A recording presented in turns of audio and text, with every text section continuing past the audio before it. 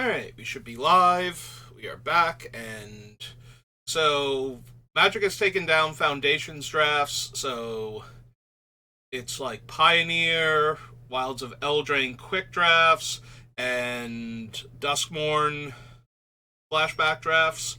So, while I did have fun playing in Duskmourn more than I had fun with Duskmourn existing at all, Wilds of Eldraine is a set that I definitely loved drafting when it was out. And one of the last sets I got to draft in paper before we started having all the issues at the places that I played paper Magic at. So it's one of the last sets that I actually got to enjoy drafting. Um, One of the last sets I got to enjoy drafting in paper. Like I only got to do one Thunder Junction and a few Burrs Karlov Manor, so there was that. But you know, so I didn't do my building Duretti stream. I was planning on taking down the Christmas tree this weekend, and because I let it go, like I put a lot of effort into putting up the tree, so I get a little depressed pulling it down. So, and I kind of overdid it between the bottom rows of lights, which require me to get into awkward positions while putting a bunch of strain on my upper body, and then shoveling snow because we had a snowstorm. So I meant to do it earlier, but just kind of kept letting it go because of all that. So yeah. Alright, so what have we got? It's a bot draft, so I don't have to rush anything. There's no timer down here, and there's nobody that's passing to me. So, the thing that got me most excited about drafting Eldraine is I was watching Newmont do it, and the bots don't seem to pick one of my absolute favorite cards in the format. So I'm really, really looking forward to drafting a deck involving that. So when we see it, you'll know if you haven't seen any of my drafts from this. I'm a tiny bit tempted to take Totentanz. All of my other creatures die into rats. He and my other creatures die into rat tokens. Tokens don't die into anything. And he can give a rat death touch, which allows me to push damage with them, since they can't block. The problem is I'm only pushing, like, a few points of damage normally, because, like, all the rats can attack, and if any of them get blocked, they gain death touch. The other option is to take Cooped Up, since it's a single color, and therefore very splashable, and I do love to splash in this format. Scalding Viper is okay, not amazing. Um, he's basically a bad Brazen Borrower, which is not terrible, because Brazen Borrower was incredibly powerful. Unfortunately, he's not in the air, is his biggest flaw. So, like, if he were a 2-mana, 2/1 flyer somehow in red, he'd be doing amazing, but Ash is fine for Celebration. Spreading Seas is a cantrip enchantment, and there's plenty of value in having stray enchantments lying around. I think I'm just going to take the Cooped Up, though, and we're going to see if I get one of the cards that I actually am hoping for. Well, not one of the main ones I'm hoping for, but definitely a card in the same color is Hamlet Glutton. So it's a 7-mana 6/6 that gains you 3 life when it comes into play, and it does have trample. But if you have a token, artifact, or enchantment lying around, or a token artifact or a token enchantment, you can bargain this thing to reduce its casting cost by 2, which makes it a 5-drop 6/6 trample, gain 3 life. And there are tons of bargainable stuff running around. I do love a good stab wound, and I do enjoy a Witch's Vanity, but I think I just want to take the Hamlet Glutton, because I think the bots do prioritize the Hamlet Gluttons a little bit, and I definitely want to make sure I get my first one of them. Alright, we have another Cooped Up. There is a Savior of the Sleeping, and I do have a few enchantments that willingly go to the graveyard already in the Cooped Ups, since I can pay the mana to exile the creature and send the enchantment to the graveyard. That being said, it's not that impressive. Fairy Fencing is perfectly serviceable. Honestly, I love being black-green base more than white-green base, but I think her name's Yenna, the leader of the Werefoxes, is an incredible pickup in white-green, so I do not mind having good white-green enchantments to start off with either. So I think I'm just going to take another Cooped Up over Red Tooth, Genealogist, and Savior, and Fairy Fencing. But all three of those would be perfectly fine in the type of decks I build. Okay, I was really, really genuinely hoping this was Utopia Sprawl at first. It's still fine, but it's not the card I'm taking. So the card that I am taking, and the card that the bots let go around so that you can grab it, is Root Rider Fawn. This is my absolute favorite card in this set by a wide margin. I love Root Rider Fawn. It lets me play so many different things in my decks. So if I have a deck with like 4 Root Rider Fawns, I'm having an amazing time. From this pack, Tomb Veil Guide gains lifelink, right? Yeah. +1 power. I am inclined to take Troyan. Troyan is both fine for ramping into my more expensive things like the Hamlet Glutton, but also for letting me rummage later on.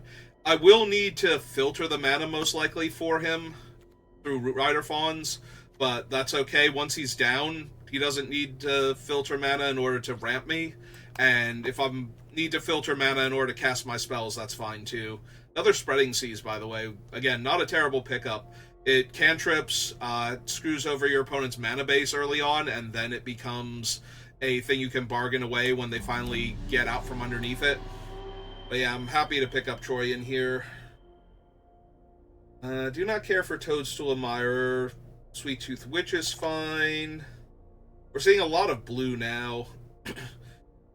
Succumb to the Cold is more the white-blue type of deck. Transmuter is fine. Like, the Transmuter body is not great, but the spell and then into the body is usually pretty good at stabilizing the ground. We could also take the Barrow Naughty, but you need fairies for it to have lifelink, which is where it really shines. Sweet Tooth Witch is tempting because black-green is the Food Matters archetype, and we could definitely do that. Yeah, we got 2 different stun counter cards here. This likes me casting big spells, but is not a big spell itself.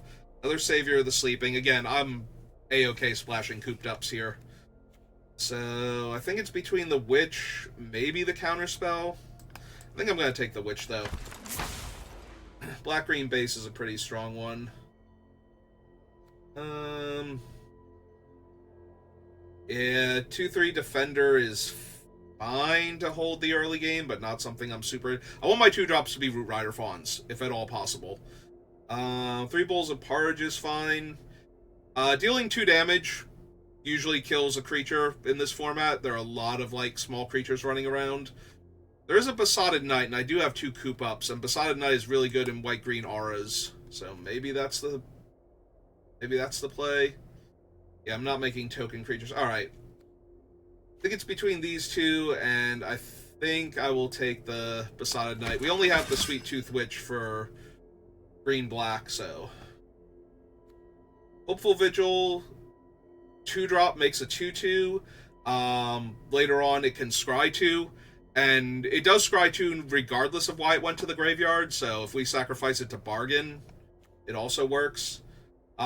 Break the Spell is fine. There are a ton of enchantments running around in this set.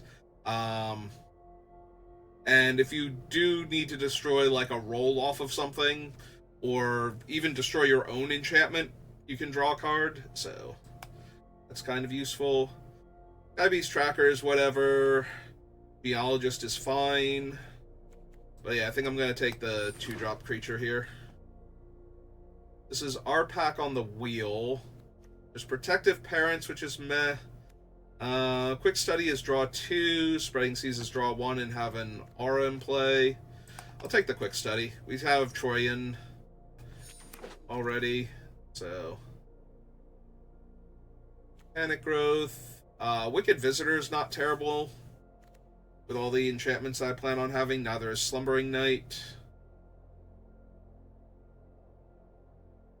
This thing can get really huge. We already have 2 Cooped Ups, a Hopeful Vigil, a Besotted Knight.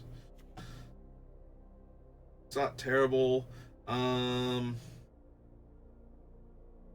This This one's also not bad. It's early on, it just sets them back a little bit by bouncing their like 2-drop play or 3-drop play, and then afterwards it's a 6/5 that you can ramp into. Goes well with Troyan and our Root Rider Fawns. Yeah, I really don't know what my second color is. It looks more white than blue, but it could be blue, so I'm gonna take the Slumbering Knight for right now.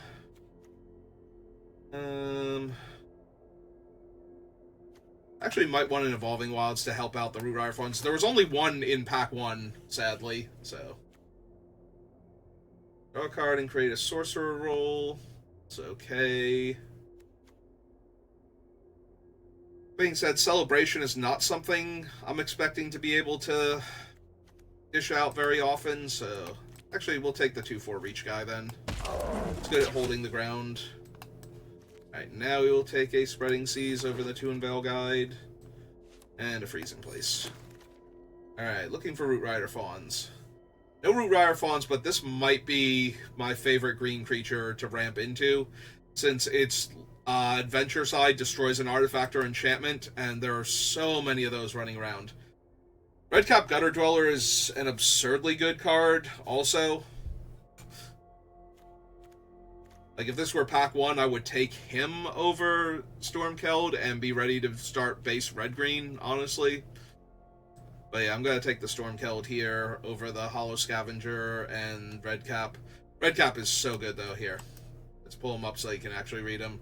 So he makes the 2 1/1s, and you can sacrifice another creature to put a 1/1 counter on him on your upkeep and exile the top card of your deck and play it until end of turn. So if the mice aren't helpful to begin with, they are certainly going to find you cards. Hatching Plans, if you have enough bargain, is a 2-mana Ancestral Recall with upside, so that's also insanely strong, but yeah, I'm going to take the Vanguard. Ooh, that's a fun one when you're base green.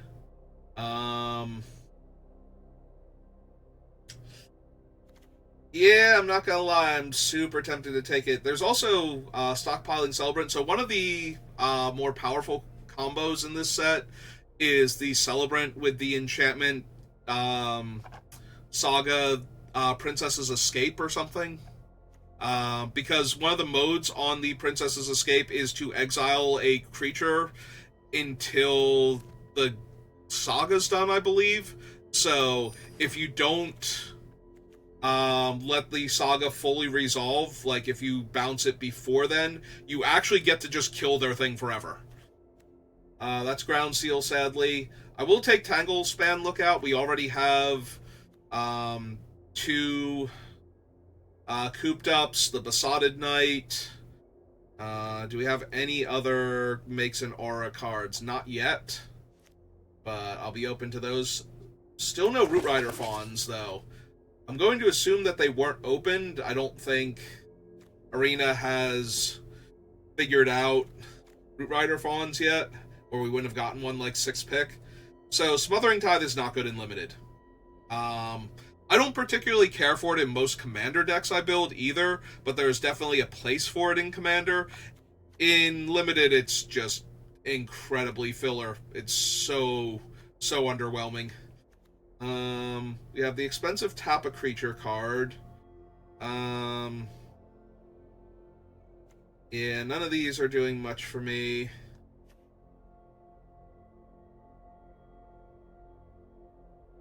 Could run the Brave the Wilds. I've certainly run Brave the Wilds in my decks before. I might take it because it's a mythic.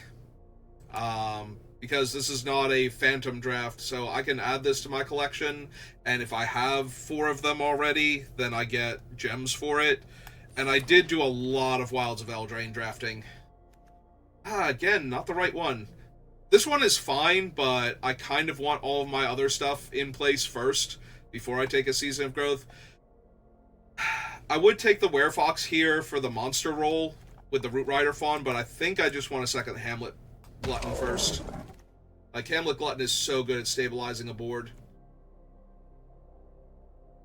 Alright, we do have good white. I'm going to take the Celebrant just in case we see in case we see the Princess flying card. Oh, come to me, Utopia Sprawl. This is my second favorite card in the set. I would take it over Root Rider Fawn, but I see so many more Root Rider Fawns that Root Rider Fawn has a more secure place in my heart.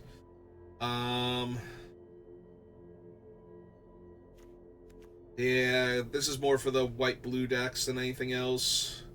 Compulsion is only okay.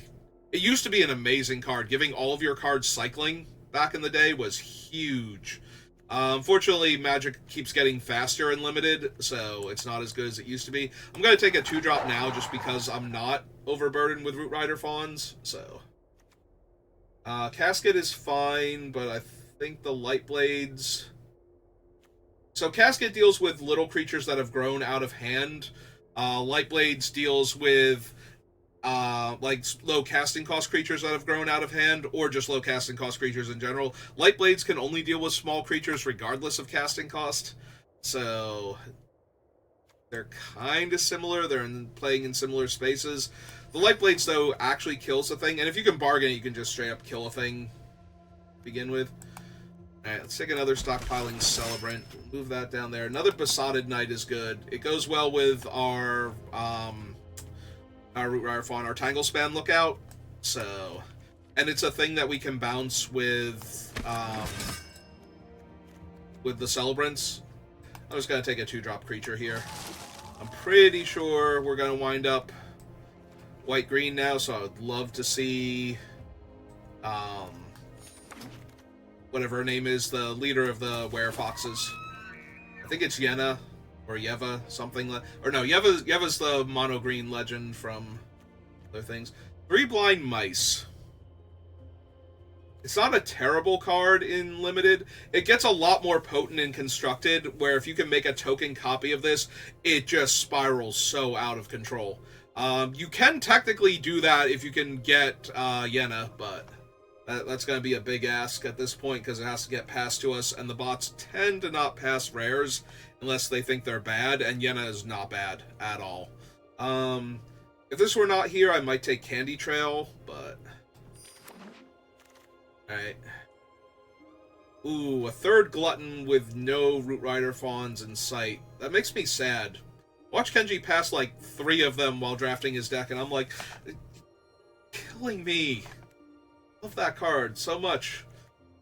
Alright, I am going to take it, because we do have the Besotted Knights to help bargain for it, but there's more fat and not enough things for me.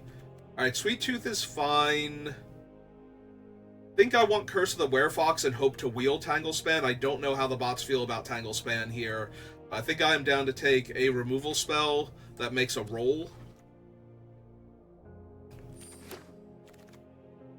There's another Garruk's Uprising, another Hollow Scavenger. I have the 3 Gluttons, but they already trample the Stormkeld, who is difficult to block.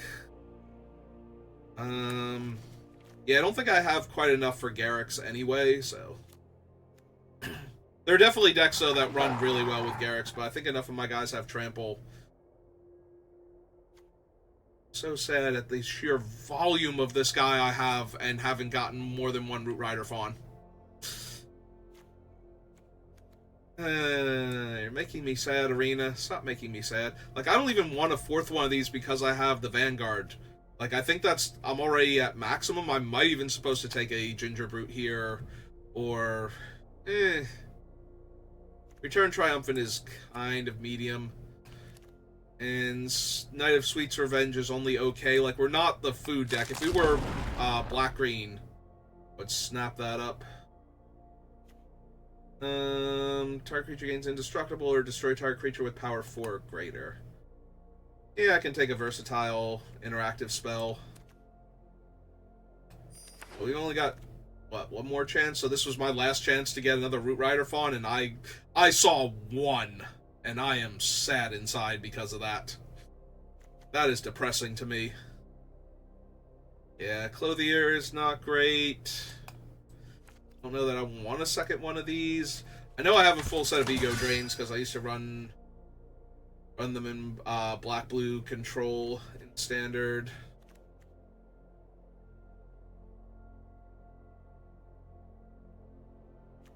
Don't need commune with nature. Take an uncommon towards. I forget like how many of the enchanting tales I have, like if I have all of them or not. So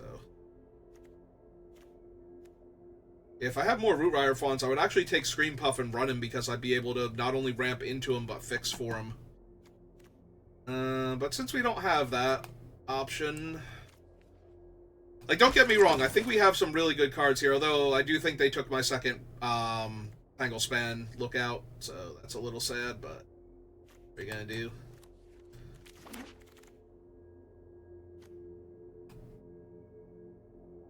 What's my curve look like? Do I have enough 2-drop creatures? Because I do not mind a Scarecrow even in a 2-color deck, since it will guarantee that I can cast my 2-drops. Or my 3-drops, rather. Curve, since I'll have both colors of mana at that point. Be able to fix for a double color spell. Yeah, no, I saw that and I'm like, oh, cool, I have to get in on this because I love Root Rider Fawn so much and the bots don't seem to be taking it. So either the bots got smarter, which is depressing, or there just weren't any in the packs, and that's also depressing. Because I love that card and I really wanted to play with it.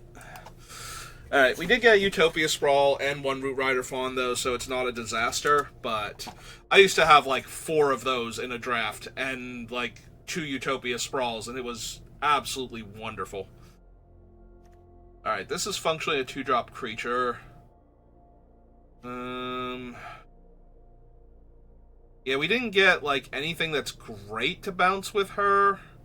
Like, Frostguard, Root Rider Fawn, none of these are things I super want to bounce, so I think we just lose her, and that's the deck. This thing's going to be a little hard to cast, but 12/12 Hamlet Glutton should seal the deal pretty quickly. Yeah, it's not a great deck, but what we have to work with, so...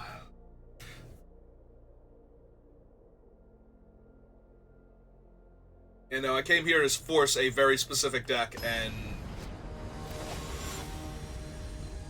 if this one doesn't work out, I'm probably going to try and force it again and see if I can actually get the deck going. Yes. Yes to me going first, and with this hand. And my opponent mulliganing.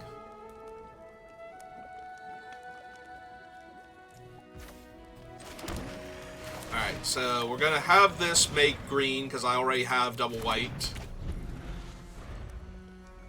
So next turn we have a Tangle Span Lookout, and then we get to Cooped Up or Besotted Knights Adventure, or both. Who knows? We'll have to see.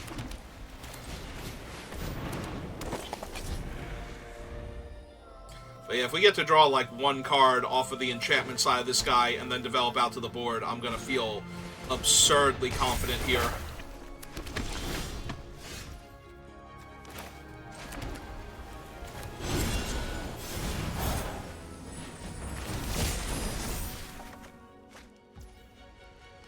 I played out my land earlier like a chump. Okay. Oh, time to jam for 3 then. Yeah. I wish I could have a more mana-efficient turn, but it's fine. They're going to put a bunch of counters on something, and then I'm going to get to Cooped Up it and draw another card if my Tangle Fawn is still in play.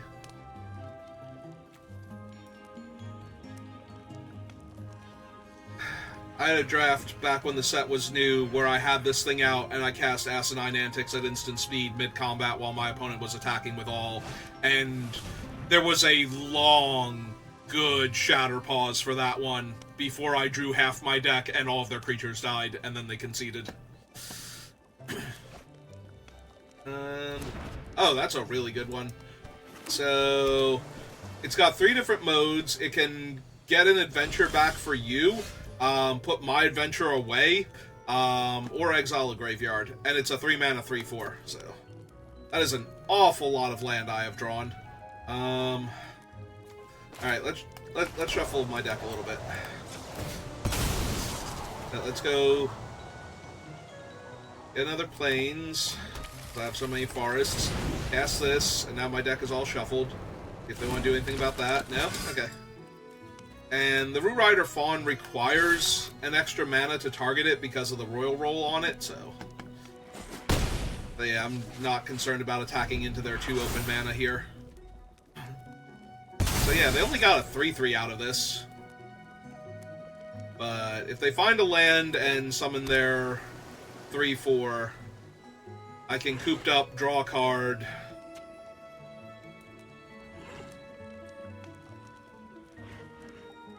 We also have enough green to actually cast the super green enchantment.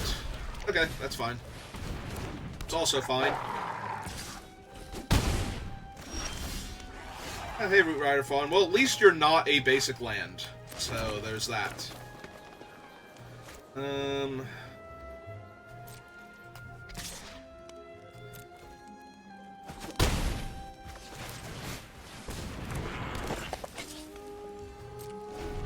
Yeah, I don't want to use the cooped up on a 2/3 or a 3/3 when I have a 3/4 in play. I'd much rather hit their 3/4. Draw our card and then see where we go from there.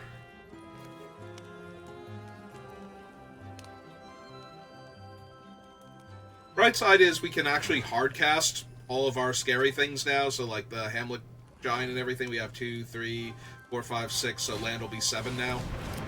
Alright, that's not a terrible one to cooped up either. Yeah, I'll just take the 3 for right now.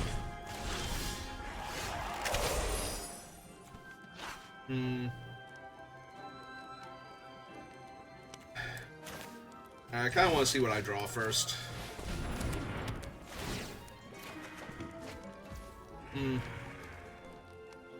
With power 4 or greater. Okay, so I still wouldn't have been able to get rid of that thing anyway.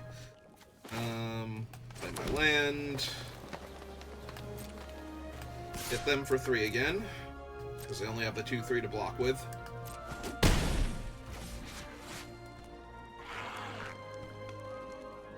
Oh. It's like, why is it trying to tap my fancy land here? But it wasn't. I was highlighting the wrong card. So I can protect the Root Rider Fawn from any destroy effect, which is unlikely out of blue-green. They would have to be fighting it, but I could protect it. Or I can destroy some big scary thing that they finally are able to cast. I probably just want to exile this thing, though, so that way they don't get the cast trigger more than once. Alright, so they're finally going to run out the 3/4 body from their adventure.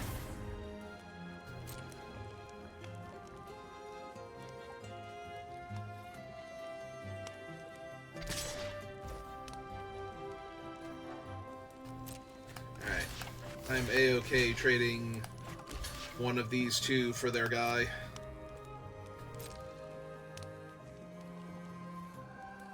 Because I've drawn plenty of lands this game.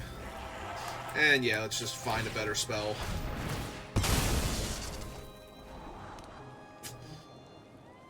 Those are both actually better, because I currently control 1, 2...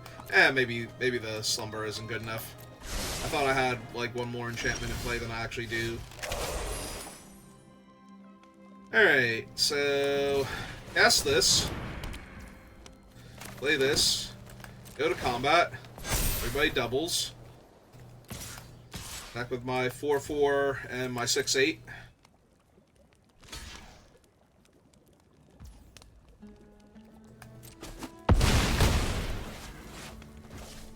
Alright, and yeah, before they can get a free food out of this for casting a spell, I'm just going to exile their guy. Pass turn. Rather than hold up moment. Like I said, it's very unlikely that they'll be able to kill anything. They need a fight card, and they kind of need to develop out to the board also. And they had exactly a fight card. Well, that's on me. That's me being silly.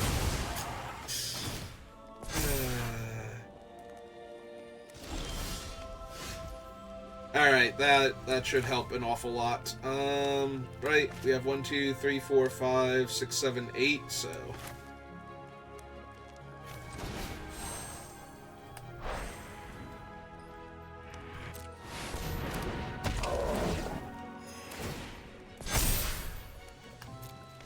Yeah, we'll just pass for the turn, make them find an answer to it.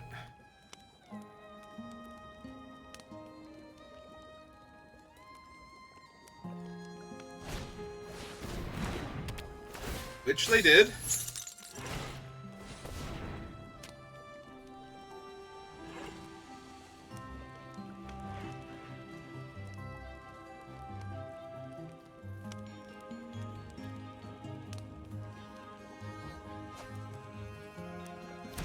They're going to have their own Hamlet Glutton. Okay.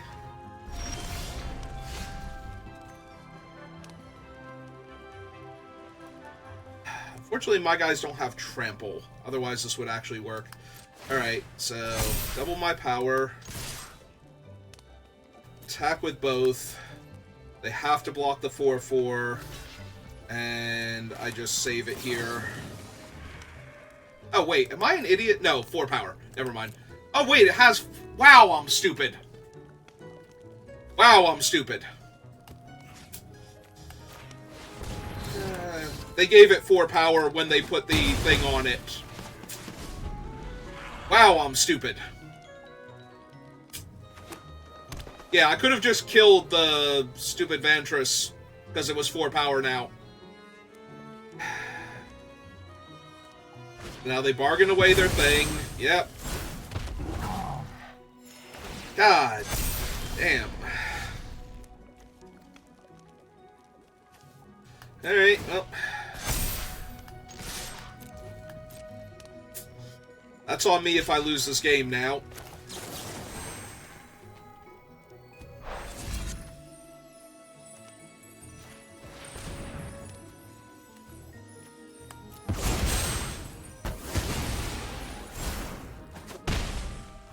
Because I'm trying my best to lose it.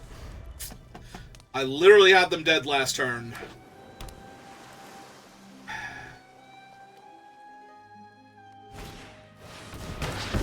Okay.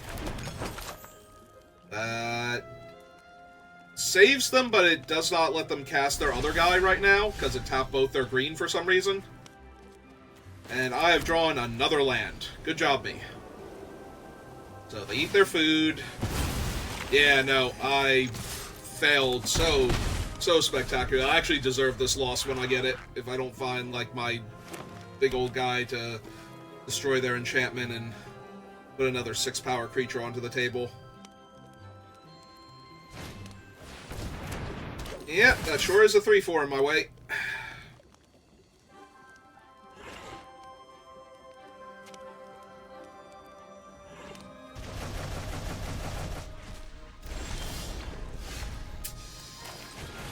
Alright, it was a 3/4 in my way. Does he have Vigilance too? No. Okay. Checking.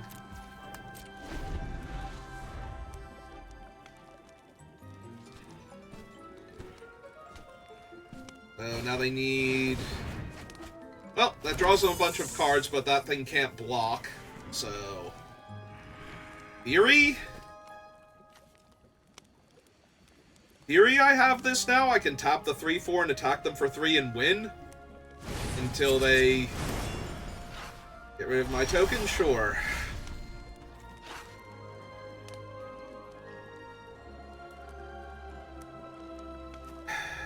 Alright, fine. We run this out. We pass the turn. Because we're going to tap down their one blocker at the end of their turn, untap, tap down their other blocker, and have lethal again. In theory. Who knows if that'll actually work. Because I have thrown this game already. Ah, good. No more lethal for me. Do they have something else they're casting this turn that's going to be bad for me? A 2/1. Perfect. Alright.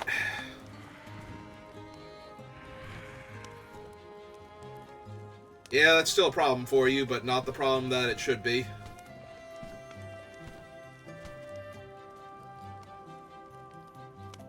I have one more spell to cast, since since they didn't just run out their giant before. They have another giant that I'm going to have to deal with. My god. Cancel. Just let them bounce my thing, I think. As to attackers, see if they want to turn anybody sideways. They want to turn the 1/1. Yeah, that makes sense. I can't block it. Alright. So, tap that down. Draw. Okay.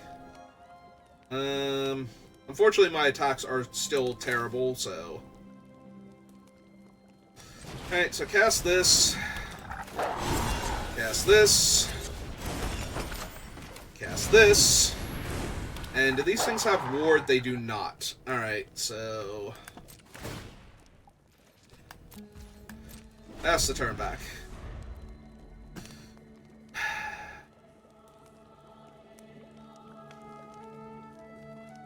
Yep, I threw this game, and if I win this, it's completely undeserved on my part. I was so stuck in the mentality that was a 3-4, that when it became a 4-5, my brain just went, no, it's a 3-4, you can't target it with this. Or no, not even that it was a 3-4, it's like, you can't target it with this thing, so you have to use it to kill it in combat instead. Like, that is how my brain worked on that one. It wasn't that I forgot it was big, it's that I genuinely... Yep, now that thing's better. Yeah, no, this is all terrible. Because now that thing actually trades for one of my guys instead of just outright killing it. Oh, attack me for 1 here. I will take the 1, because it can't do anything else. Yeah, they're double checking to make sure I can't randomly...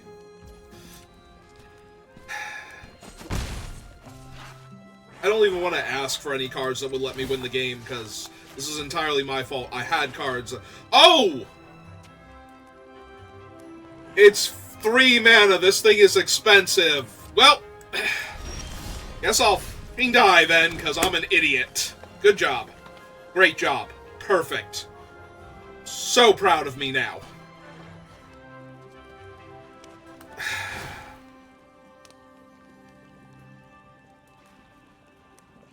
That's how stupid I am.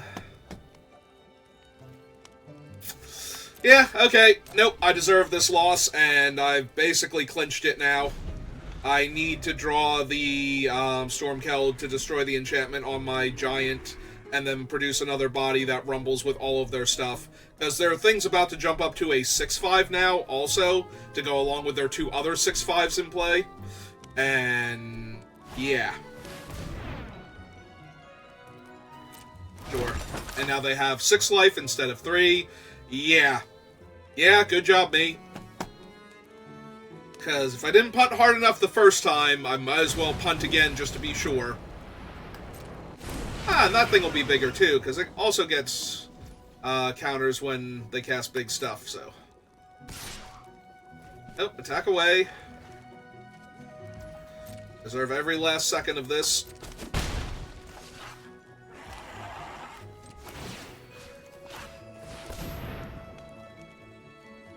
They do have the 2 mana to activate their food, too.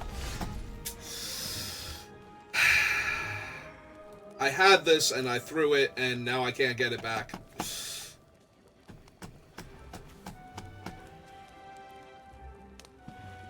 I am so stupid.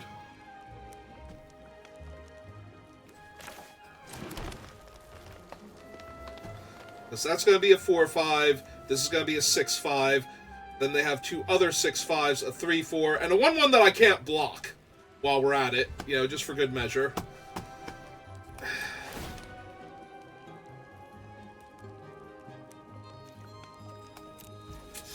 Yep, nope, this is entirely my fault, and I deserve every last second of this, so I'm not going to concede. I'm just going to let them keep going until they kill me, because we need to rub this one in my face for, like, another 5 minutes.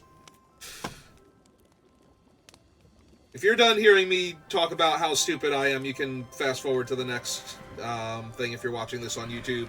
If you're watching this live, you're just stuck with me right now. And this pile of salt I'm in, because I screwed up as much as I could possibly screw up a game.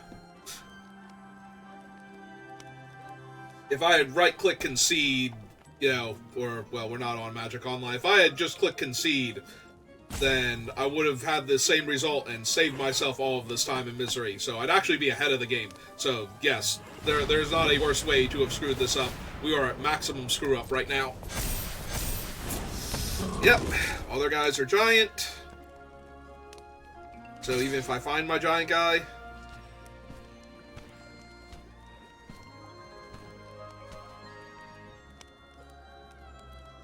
I'm actually kind of surprised they're not attacking with one of the 6/5s now. There we go.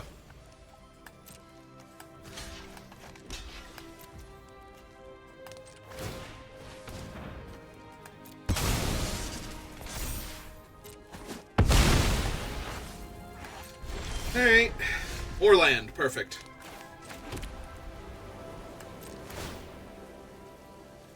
Yeah, they don't even have good blocks on their things anymore, so...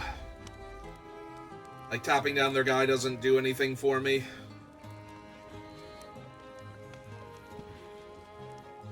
Like, I can tap a 6/5 and it's not going to matter. Oh, right. Has haste if they're on an adventure, but they're not, so... Alright, tap down a 6/5.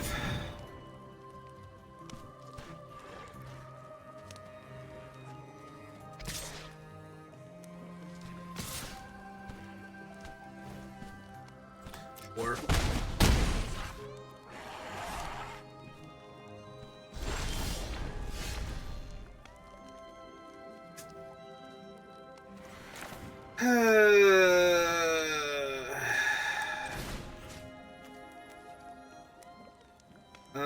this one, because it can actually grow more. Like, it's already big enough, and we're just going to exile it now before something goes horribly wrong. Alright, so that's one of them down. But I still don't have attacks. Yep, I should be dead next turn or the turn after. So.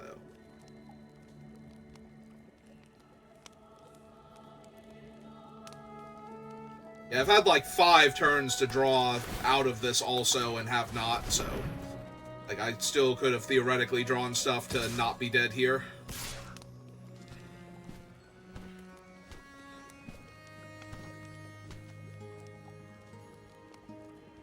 Yeah, I think I have to put the 1/1 on the 4/4 here.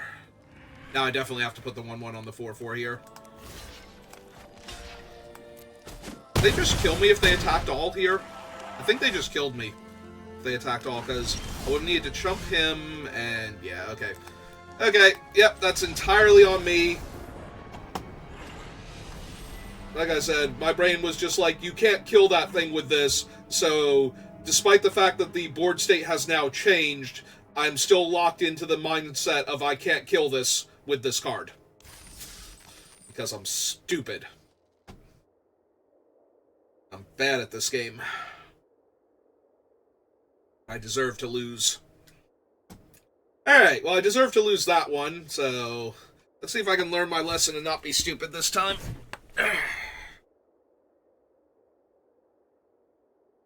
Fix my posture, sip of water, shake it off. Because I did tell people to fast forward to this part, so if I was still complaining, then that just wouldn't be fair to them.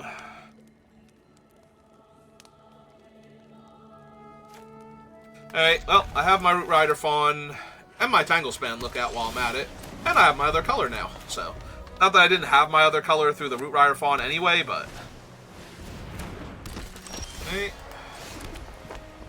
Yeah, just gonna run out of 1/3 here.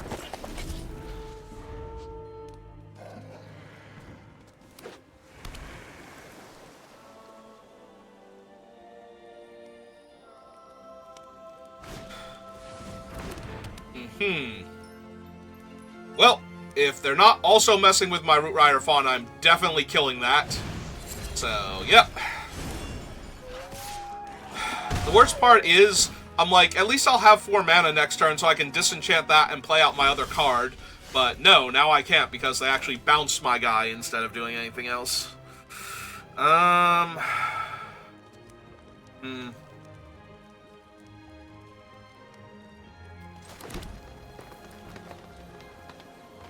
Alright, let's make them deal with it again. The other option is to disenchant their thing and take 2 damage, and that seems bad, because right now the 1/3 is still holding them off. They still have to do something here if they want to get through. Otherwise, I'm blanking their card anyway.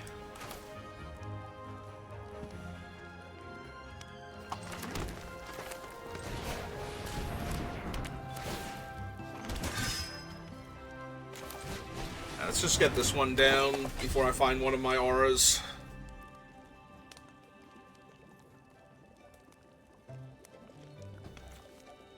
I was gonna say, if they attack here, I'm absolutely slamming the one thing into it. Alright. Let's get this pain train rolling. Yeah, sure. Might as well.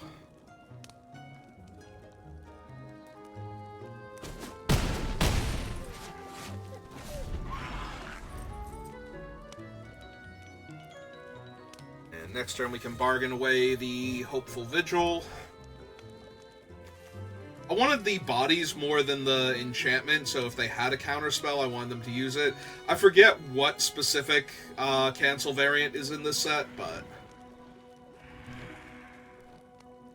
they could have also had the counter unless I pay 2 or 4 if they have a fairy in play.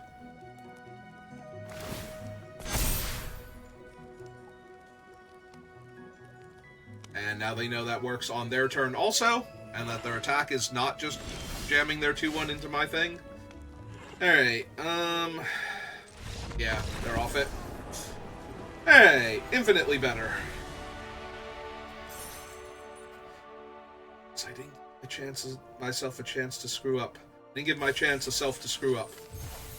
Yep. I'm as good with words as I am at magic. In that sometimes sentences come together properly and are intelligible, and other times just sit there and go, I have no idea what I just heard. Heard? Yep, no idea.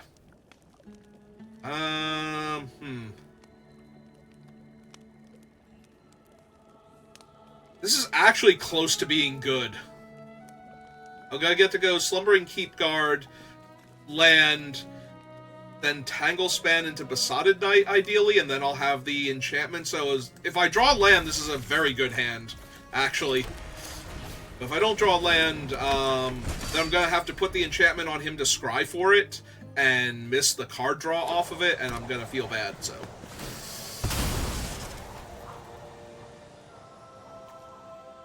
So let's hope I draw a land this turn, or the Root Rider Fawn, or Utopia Sprawl, like literally any of those.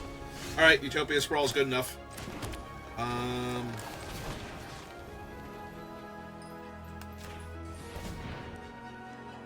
And yeah, we have to name green because I need double green for my stuff. So now I get to Surveil, find my land, leave it on top, hit for 1.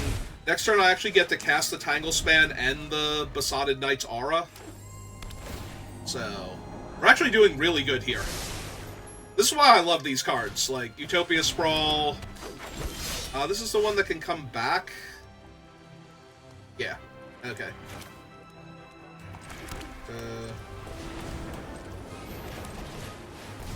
Guess this.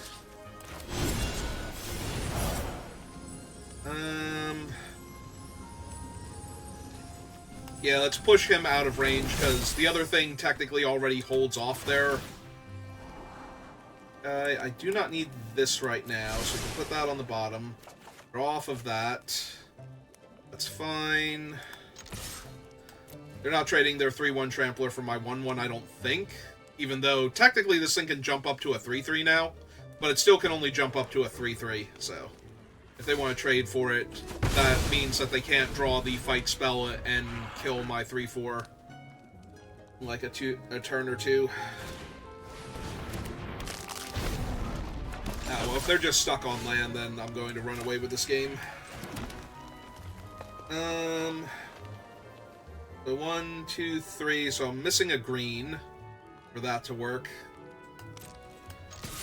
I think I hit them for 3 first, and then just take advantage of the fact that they are behind on mana.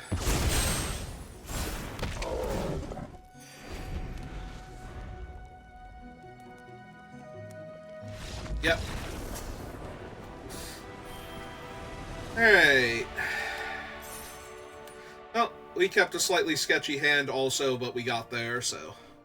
And I knew we could get there. Like, that was actually... It was not as sketchy as it looked like it should have been at first, so... But we really wanted to optimize there if we drew the land, so... Yeah, the only way that could have gone any better is if we had drawn the land first and gotten to deploy the Root Rider Fawn normally and then Utopia into the aura on it and gotten to, like, scry and draw, scry and draw. But obviously it worked out fine.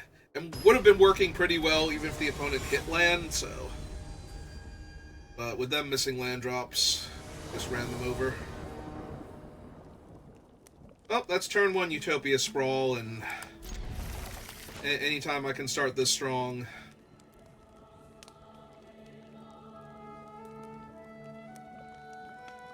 Pretty down for it. It's not the best opening hand, obviously, but...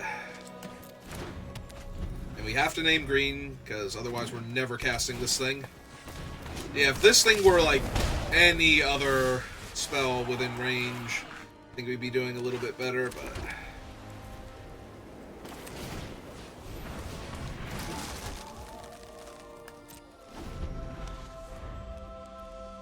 Technically, if I had named white there, I'd also be doing better, because then I could have put the aura on this thing, made it a 3/3. Okay, I'm down to trade for their trick if they forgot that their guy doesn't naturally be unblockable. Okay, that's fine. Yep. That thing costs 1,000,000 mana to make a thing unable to... Unfortunately, now we have to run this one out, though, which means I don't have another aura for the bargain, but I wasn't going to not block there and make them use their trick.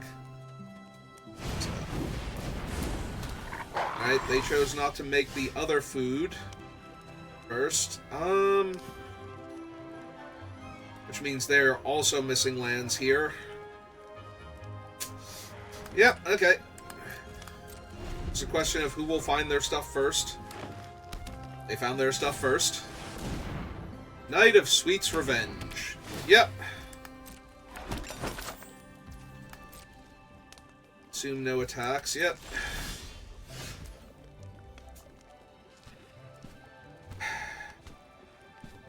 Oh, if I cooped up, then I don't have Kellen's Lightblades up, and I think I want to use Kellen's Lightblades here. Because they are green-red, so they probably have better creatures than just these, like, little things here. Oh, right, there are things tapped for mana. That's... Okay, nope, that's fine.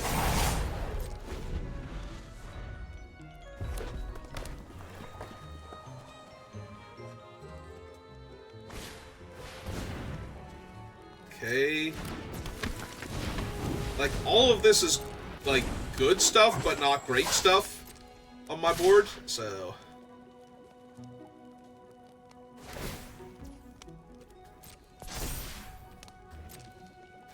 Alright. So we take the free eat here.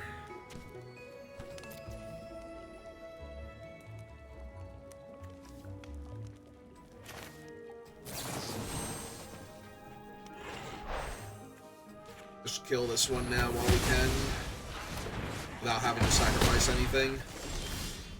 Alright, found my land. We also get to kill the Werefox here, which shuts Ruby down as far as power and toughness goes. Back for 3.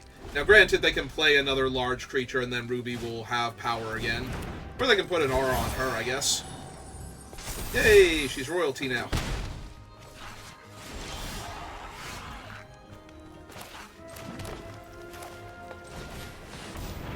Alright.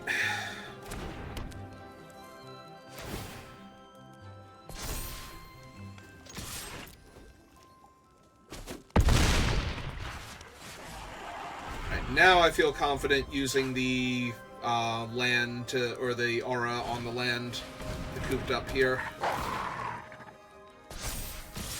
Or not to Cooped Up, to... Wow. To play the Hamlet Giant.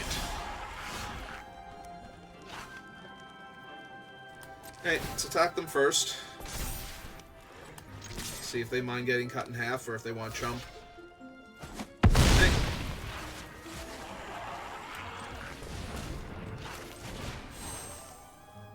1, 2, 3, 4, 5, 6. I still have to bargain it.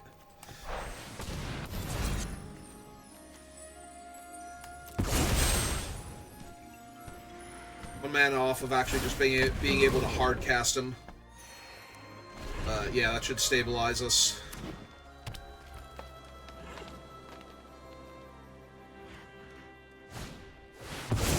Ah, maybe not.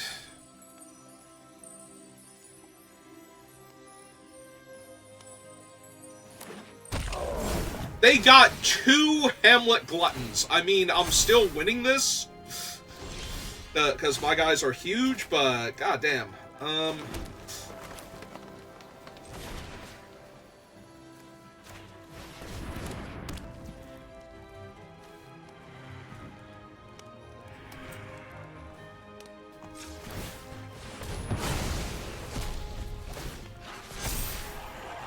Alright, I attack for 12 now because they're down their one guy, and my thing is still a 6/6 to block. My turn, so...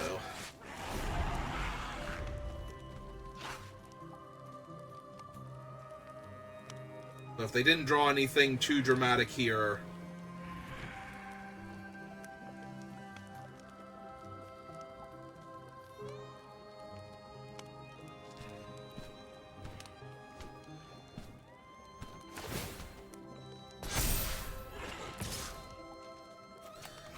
Alright. I'm down to trade for their 6/6 while I'm still 6/6. Hey. Yep. They do still have to block with both their creatures to not die here, so... Yep.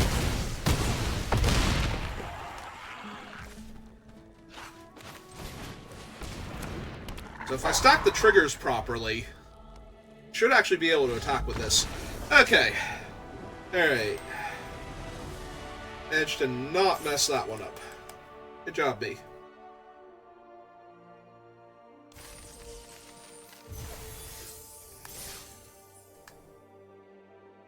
Fine. It's been, what, like 2 months since the last time I made the dumbest play imaginable in a game of Magic? I think it's been like 2 months. I can go back and check. I'm sure the description of the video will be, hey kids, want to see an incredibly stupid Magic the Gathering play? I'm going first. And yeah, I'd rather ramp into this guy than draw the card later on, especially if I miss my land drop. I'm gonna be sad, so let's get him down ahead of schedule. Plus now when they play something cool and I hit it with Cooped Up, I get to draw a card, so... But they have some really impressive early creature. Oh, nothing so far.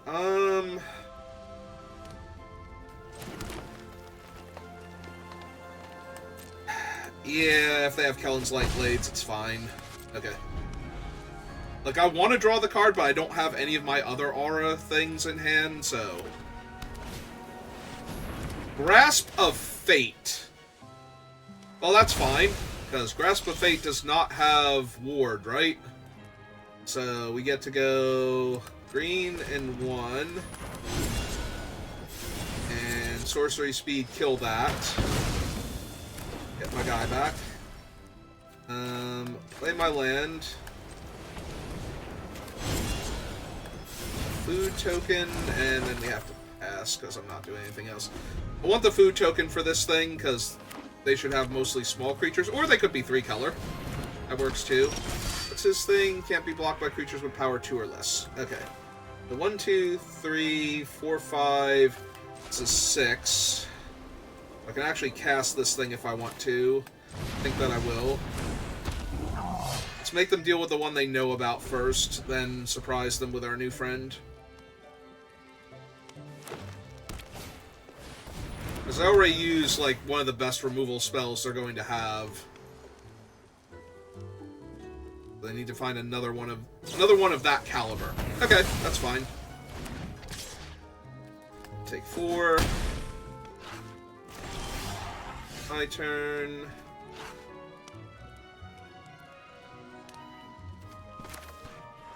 So 2 green, 1, 2, 3. Yep. Cast this with bargain. Sack the food. 3. Hit them for 2 while they're vulnerable.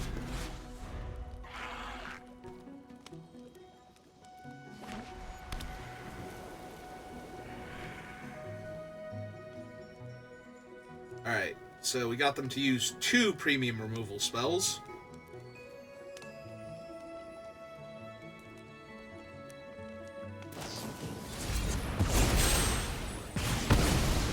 Alright.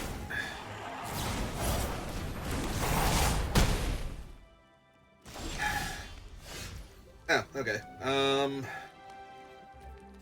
Yeah, hit them for 2. And yeah. Doesn't really matter. We have enough mana, as long as it doesn't, like, auto-tap me. So we destroy this thing, because now it tramples and can occasionally be impossible to block. And we still have the light blades for their 4/3 and the cooped up, so. Ah! Well, that thing now has haste, so good for it.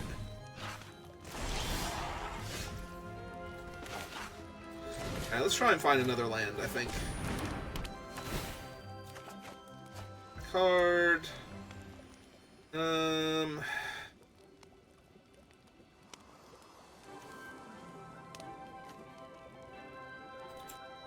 Yeah, let's just exile him while he's vulnerable. Again, I like just not giving them the option to save their guy. Letting it get to their turn. Most of the things that disenchant are at sorcery speed in this set, I think. Okay, 1, 2, 3, 4, 5, 6, so this is 7. I also have the option of tapping this for mana, running this out, bouncing the enchantment, getting the Scry 2, and then replaying the enchantment in order to draw more cards. Which is also not terrible here. Alright.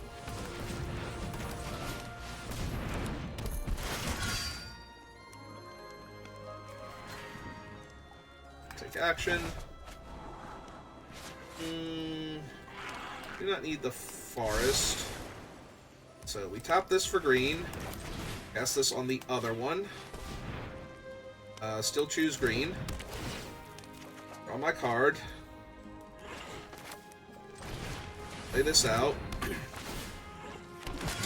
A 2/2. And sure, let's jam for 3. Because they kind of need to not die here. They might have an enchantment to buy that thing back, though. That's the only thing. They have Knightly Valor. I'm gonna need to bargain to kill that now. I think. Actually, no, we don't need to bargain to kill that. We'll just trade off with it. It's fine. Because I can sacrifice my thing to get the scry now. Let's hit him for 2. So they're not blocking. Test it with the bargain. Sack this. We're still holding up... Ooh, no. No to both of those. We're still holding up the Kellen's Light Blades with the bargain now. So we should be good either way.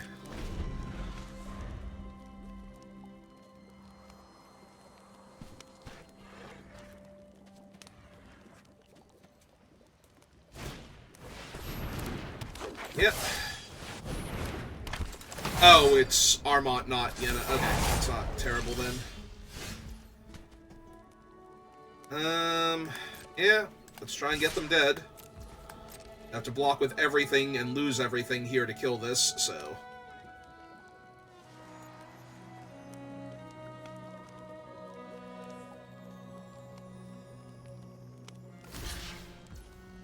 Hey. So... Yeah, deal 3 to that. Takes it out of contention. Trample over.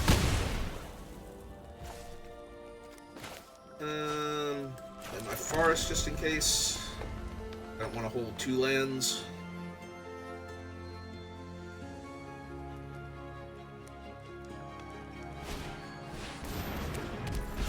To pick up Armont, but they won't be able to pay to put the other thing down, so yeah, they're not even going to bother.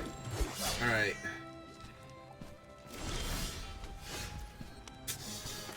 That's pretty good.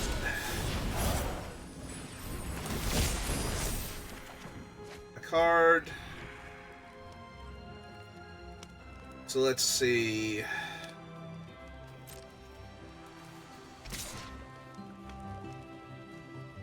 They double block, that's 7. They take 1 point of trample damage. Go to 2. So they would also have to trade with this. Or die. And then I get to run out of 3/3.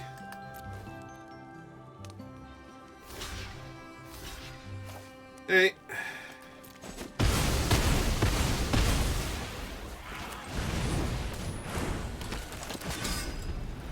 If they have an enchantment here, I'm in a lot of trouble. Okay. We both drew lands, but if they had drawn an enchantment there, they would probably be able to pay to pull back both of their 3/1s. And then I'm looking for another large trampling creature to win that game, but...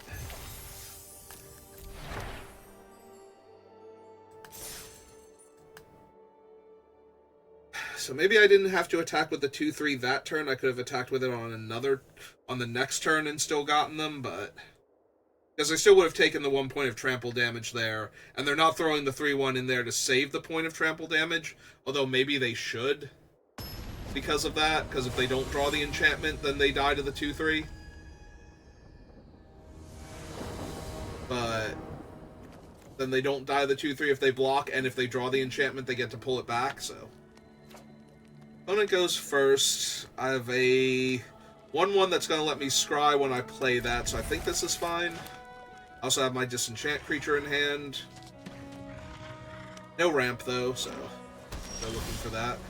Ah, hey, Besotted Knight. How's it going? Oh, he's in love with that giant fox monster. Good for him. I hope they're happy together.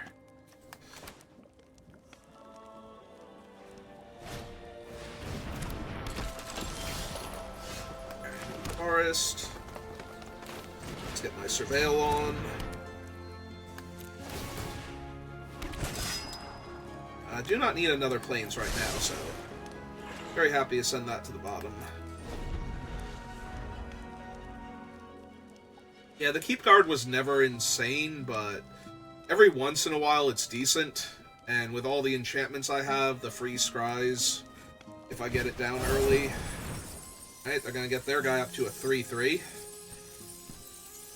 If they attack, do I double block and trade off?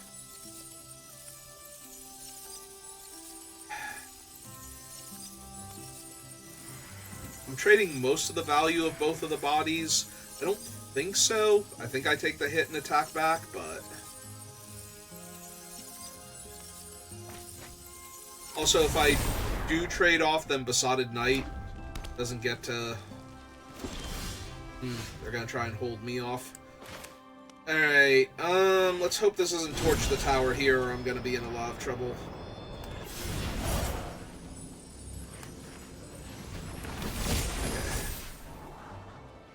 I do not need another forest right now, either. I play out the plains. Offer the trade.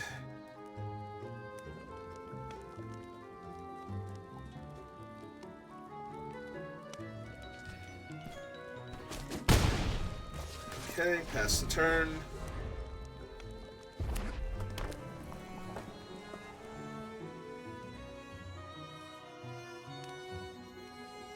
I'm not really holding up anything right now. Like, I can't bear down because it's a sorcery. I'm a mana short of holding up this, and I can't activate this thing, so... Or that thing, for that matter. They just moused over.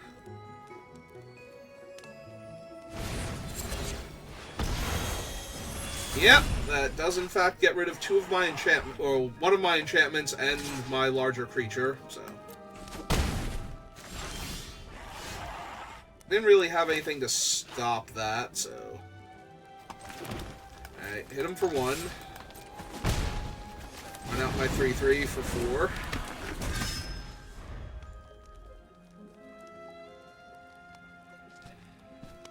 Yeah, if they play the 6/5, it's gonna be a little while before I can deal with it properly, so.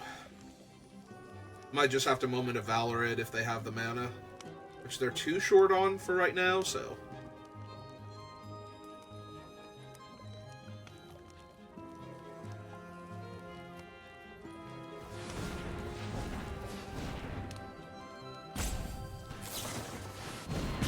A coin, kill that, get a treasure, see what they hit. Did they get something from my knight also? It's fine if they did. Not amazing, but fine. Ah, they have that thing. Okay, that's fine. I take 3. Alright, so... First things first, we will bear down on their negative aura, killing it, giving me my 3/3 back. Hit them for 3. Cast this out, because next turn, if we cast the Storm Guard, we'll be able to attack with it as a 3/3, so that's 6 damage coming at them. They did find their 5th land now, so now they can cast out their 3/4 if they want to. And they're 1 mana off of their 6/5.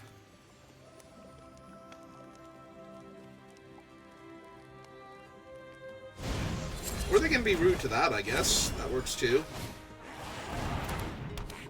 2/3, make a treasure. Alright, well, Cooped Up's gonna be super helpful. Alright, let's hit him for 3. Run out the 6/7.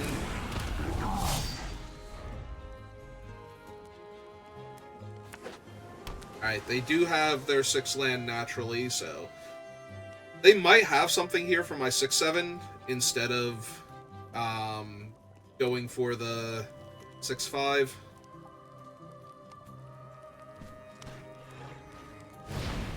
Oh, nope, they went for the 6/5. I guess technically they could still have something here of like a 1 mana trick. I don't remember all the 1 mana tricks in Eldraine. It's been too long. Alright, discard Mocking Sprite. Alright, so they would have to double block with the 6/5 and the 3/3 here if they want to kill the 6/7. So that means the 3/3 also can rumble. I do have my Hopeful Vigil out, so they don't know that I have something in hand, but they can probably figure out I have something in hand. So it might just be a question of how bad is it going to be. If they go for the single block here and the chump, then I'll just kill their 6/5 outright and keep my guy alive. Okay, that's fine.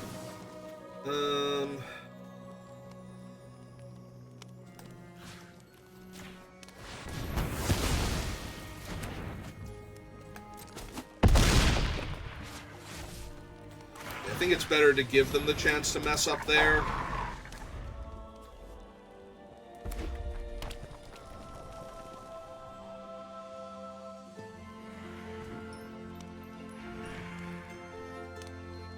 Because now it looks like they're on chump trade. I guess they don't have to double chump. They can chump and trade. Or chump and eat. But they don't know about the Cooped Up, so that's not going to work. So yeah, if they play out the other giant and don't have anything else, they have to chump the 6/7 with the 3/3. And get their 2/3 eaten by one of the other 3/3s. Assuming that they have nothing and they don't draw anything here.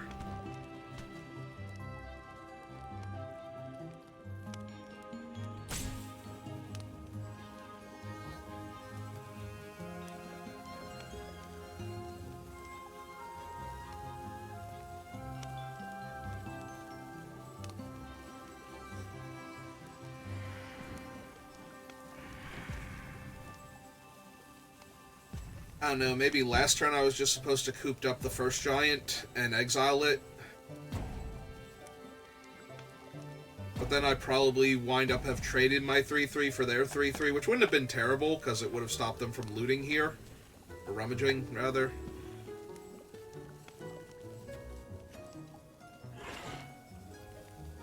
So they're trying very hard to decide if they want to do.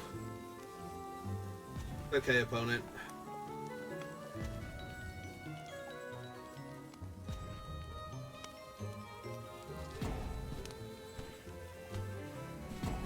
This might be one of those they have something that they can't cast yet, and they're trying to decide if they need to discard it here and try and find something for this turn cycle in case I still have a trick. Which I do, so that's a very valid concern for them.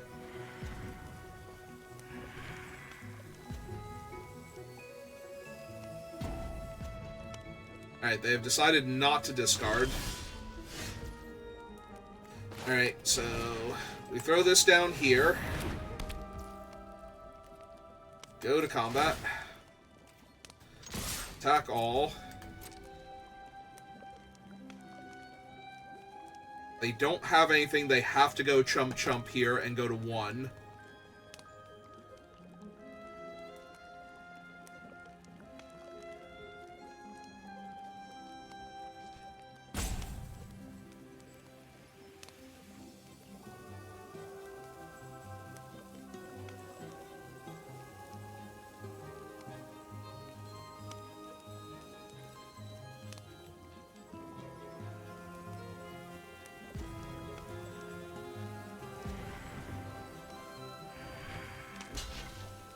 Okay.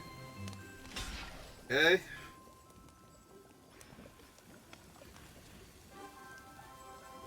Do they have anything? Do they have something that makes us not chump? Go to 1.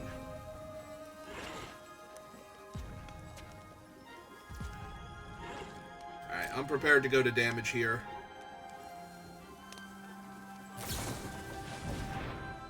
Witchstalker Fury. To make this a trade, and they go to 1. And they still have the Vantress there. Alright, so we let this happen, as I can't really stop it from happening anyway. I take 1 damage from their Wicked roll. So, I have a couple of options here, none of them are perfect. So, this can attack next turn. So, if I don't deploy the Root Rider Fawn here, I can attack for lethal. If I deploy the Fawn, I can't exile this. So, if they have, like, Johan's Stopgap or something, they get to bounce this back to their hand, use it to bounce one of my things back to my hand, probably the Root Rider Fawn to take me off lethal, and redeploy a lethal threat, potentially all in the same turn. I forget, like, if Stopgap is, like, less mana if you have the bargain, or if it's, like, can be cast at instant speed if you bargain it, or something like that. Or if it just draws you the card when you bargain it. I forget the exact wording on it, but it is a bounce spell that could theoretically get their 6/5 back, let them bounce one of my things. I can still ambush them with this, though, off of sacrificing the Vigil, which will suddenly make the 2/3 back into an attacker. So I'm going with this particular sequence to see if it works, but it very legitimately might not. Cut in to give that a roll and take away one of my attackers, but now they're out of blockers, so when I cast this with the bargain, lose that. Yeah, both of those are fine with what I have. Alright, so attack with both. Can only block one. Yep.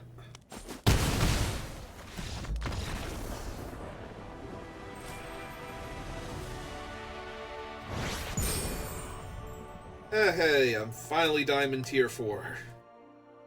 If I play properly in all of my games, I might be Diamond Tier 3 by now. Look, you can play perfectly and still lose, so I'm not gonna ride myself into the ground. Like, I wouldn't be Mythic right now or anything if I played perfectly, but if I drafted perfectly and played perfectly, I might be low Mythic by now. Because you can still lose to your opponent outdrawing you, having better cards, you know, Mana Screw, mulliganing to Oblivion, all those fun things.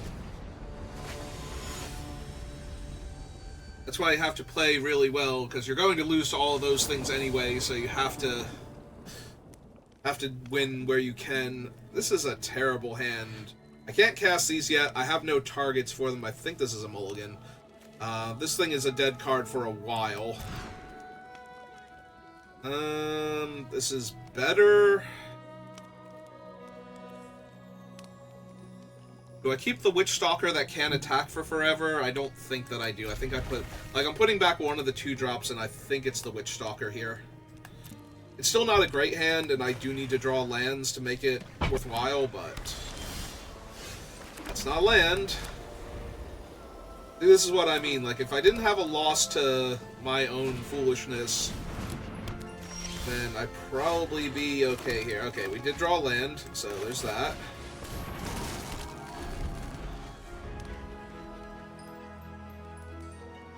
So, Hatching Plans just has to die, right? Yeah. So, we can't just disenchant it to stop them from doing a cool thing. We kind of have to let them draw their 3 cards. Yeah, it goes from completely unplayable in its original format. Ooh, that I might legit disenchant here. Like, use the double green to disenchant, and then use the white to upgrade my guy.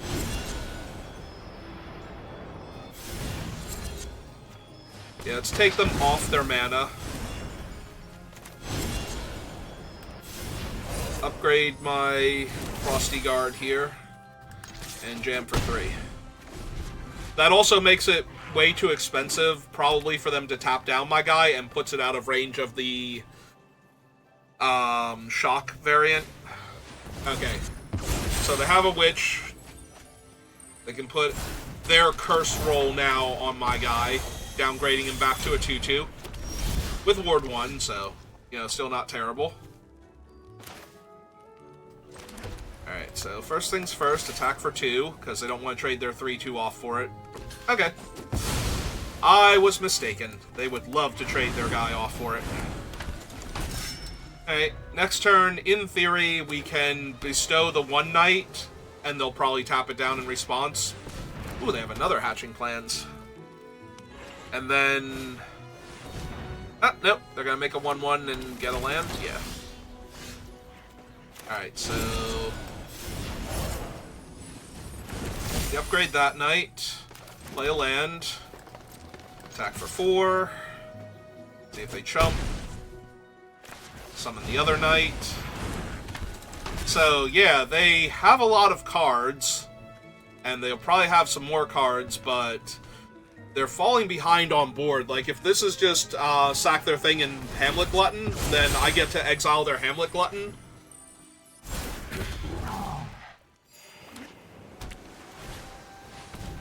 Ooh, that's a really, really good card. Yeah, I'm not going to beat them long-term, so I think I just have to take them out of contention here as quickly as possible. Gotta make sure they don't have that to work with anymore. I'm not doing anything else with the mana this turn cycle anyway.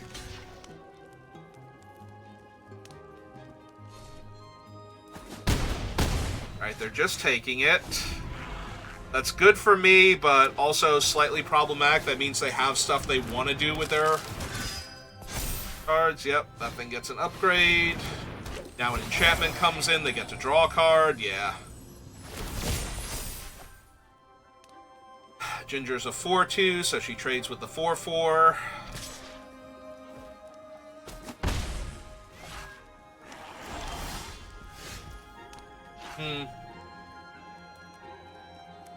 Interesting. Alright, first things first, let's see if they want to use their mana to tap one of my guys. Alright, they're tapping down the 3-3. Offer the trade with Ginger, because she does represent a huge life gain later on if she's allowed to just stay. Now that they've tapped their mana, we run this out. Play the land. Crack this. We have enough forests so we can get a plains. So they did use their thing to tap my guy, so they can't do that anymore. They can only deal 2 damage or sacrifice it to gain life.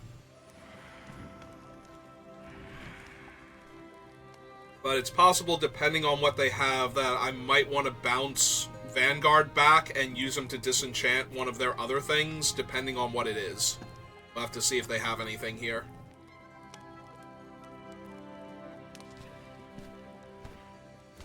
Yeah, I really want to get rid of the activist, but I need to get rid of the larger body to put pressure on them, because I'm not going to win a long-term game. Oh! Oh, that's just fatal. Yeah, I can bounce my knight now to make my thing a 7-8, but that just means it trades with one of the 6-7s. Which I still might need to do, because I might need the Surveil now. Alright.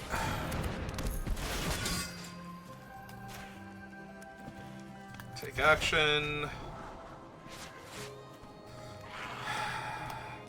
Yeah, none of those are particularly helpful.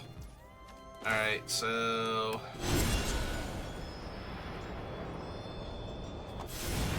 yeah, let's ward him up. Play my land. Now I'm empty-handed. Yeah, the Otter's not good for the creature side, but its spell is insane.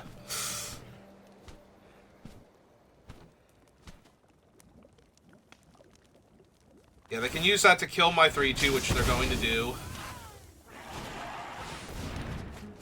Oh my god, they have so much card draw. They're down to 15 cards. They are 10 cards deeper in their deck than me right now. And that draws them another card, makes their guy an 8-9. And that thing comes back, so... yeah, okay, I'm dying. Alright, make my food token.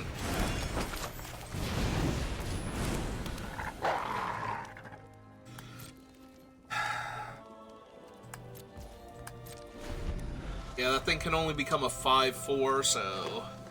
Hollow Scavenger not gonna do enough here. Okay.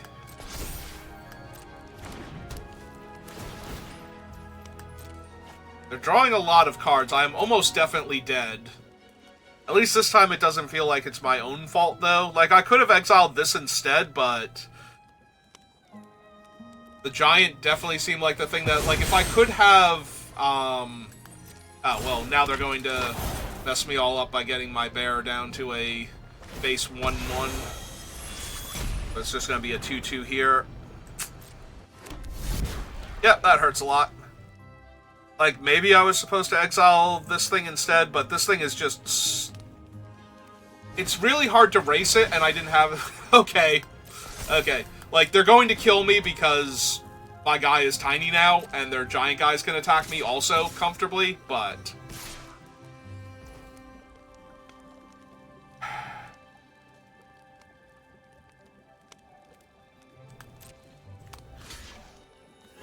Alright, so I'm going to eat this thing by using the food. Because if I just take the 3 damage and use the food later on, it's the same difference. This way I get one of their bodies off the table. But I'm still taking a massive chunk of damage here. And my only disenchant is currently not able to respawn properly, so... On the bright side... oh no, I don't have the other stockpiler. I was gonna say, if I draw the other stockpiler, I can just bounce it, and then I'll have a disenchant, and I can destroy, like, their thing and make them, like, their curiosity, but yeah. Yeah, no, that's not the world we live in. Well, the guys now they have 2 8/9s. Yeah. If I have exiled the other thing, maybe I'm still in this because they didn't draw all these extra cards. So there's a world where I was not dead, but you know what? I am very dead here, though, so I'm just going to give it to them. We don't need to continue with this anymore. I did not draw anything. So, yeah, maybe... Because I did know about it when I exiled the giant. I was thinking I can put pressure on them before that thing grows, but they almost immediately grew it and drew a bunch of cards off of it, so... Alright, 5 and 2. But we got to Diamond before we got our second loss, so... And we still have a chance to get the 7 wins. Well, that's turn 1 Utopia Sprawl, and that's a hard thing for me to give up on.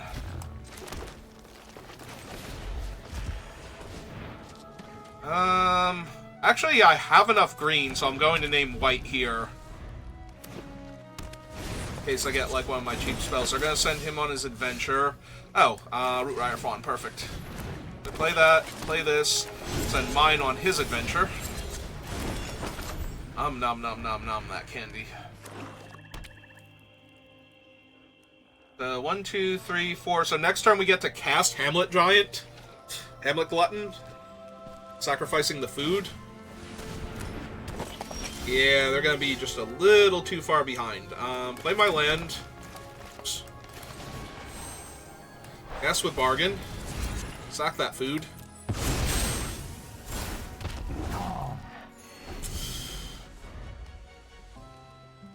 Alright, so that's a turn 3 6/6 Trampler on the play.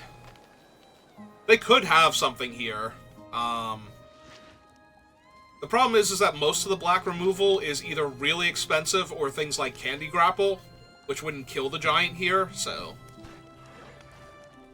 I'm hoping this is going to be enough pressure here to just get them.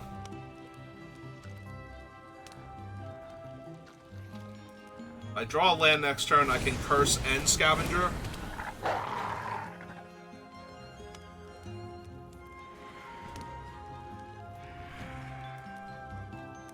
Honestly, at that point, I might kill the Root Rider Fawn to take them off mana. Alright, well... Didn't draw a land. I still kind of want to kill the Root Rider Fawn here, because I have Moment. So... If I do this, though, I'll have 7... Now I've taken 1 damage. Okay, so I'll still be within range. But yeah, I want to kill their Mana Dork here.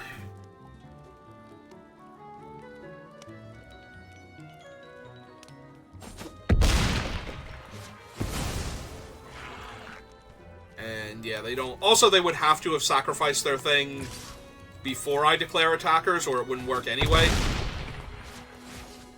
But yeah, I'm content to just take them off of their mana here, because they didn't have anything particularly impressive last turn. So this might stop them from having, like, the 5 mana Shattered Oath on this turn.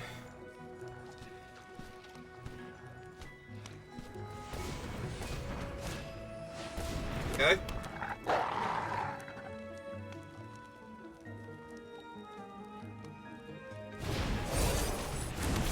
Alright.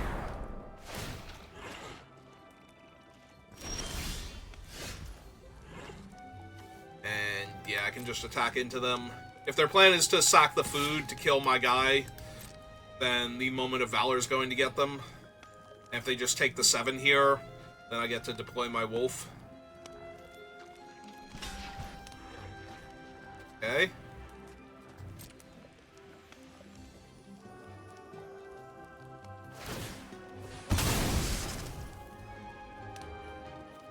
Alright, that makes it a 6/5. What else do you have? Okay. Yep.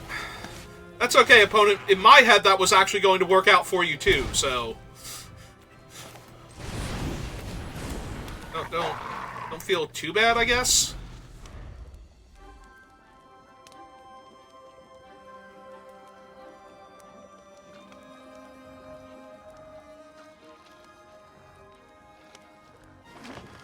Alright, they do have their 5th land, so if they have Shattered Oath, they do get to kill my giant here.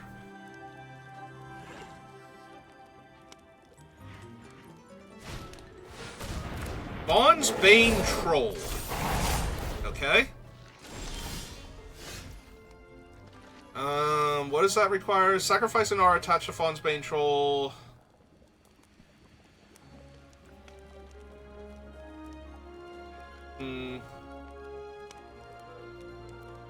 So if I destroy the enchantment first, I still have Moment of Valor available. So we force them to use that first. Or not. Okay. I'm not the boss of them.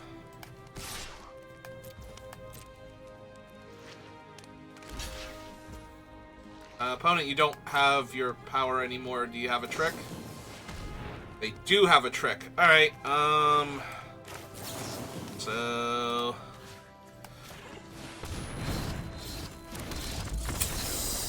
Yep. Magic Arena could not handle how brutal I was to my opponent there.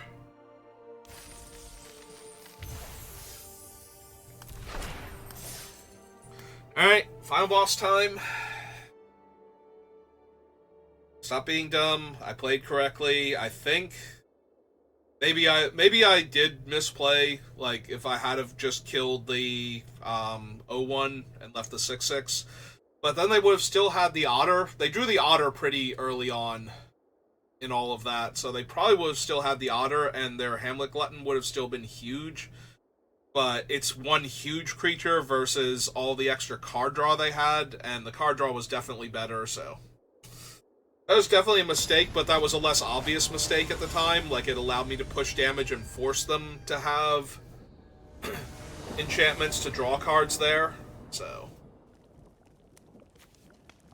Alright, I'm on the play. I have Scavenger. I have Scavenger's Adventure into Hopeful Vigil, into 3 Blind Mice with a 2-2 in play, so... With a 2-2 and a food, so I have options for what to do with the 3 Blind Mice besides just make the mouse constantly.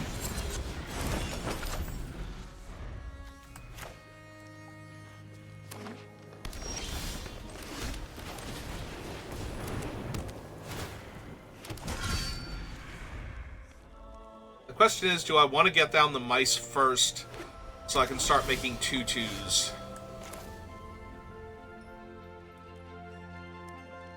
Alright, let's attack first, see if they have the Kellen's Lightblades here, and if they want to use it. Okay.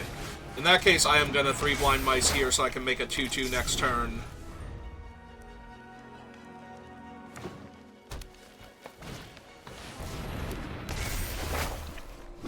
Alright, 3-3 Beast token. Make another 2-2.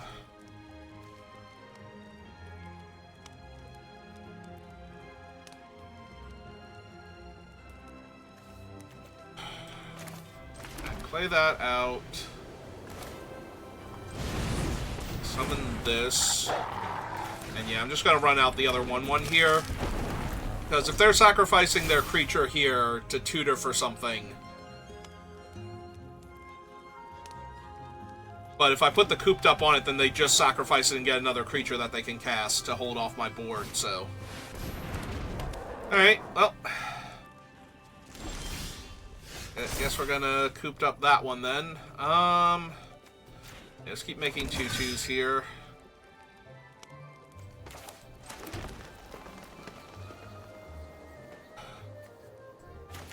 What's the final mode? Up to 2 target creatures get +2/+2 and trample. Alright, so we take him out of the equation this turn.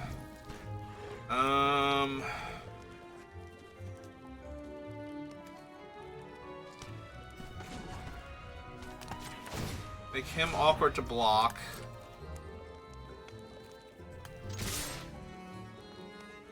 They block the 2-2, they take 2, 3, 4, 5, 6, 7.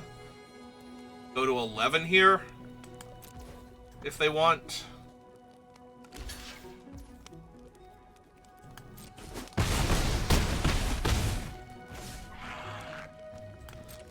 Pass the turn. I'm trying to look at my card, thank you.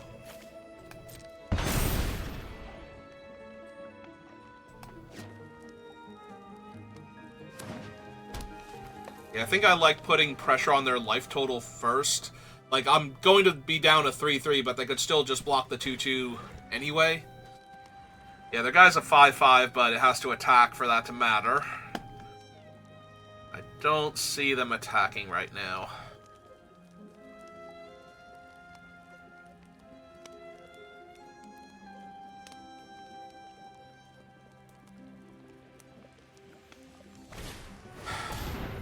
Alright, so Armont's not terrible for them here. Oh, right, he gives creatures take control with auras on them +1/+1. Alright. I was gonna say, they can't attack, though.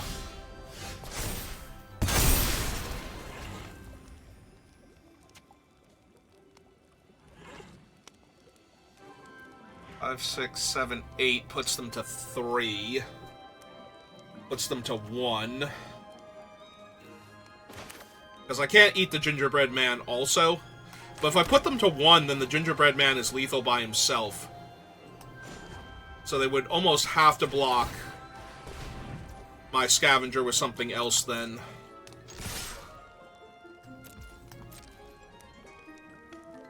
And if it's not the 5-5, then it's going to eat their guy.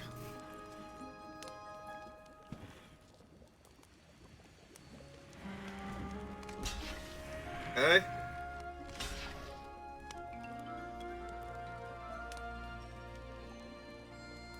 This is what we want them to do.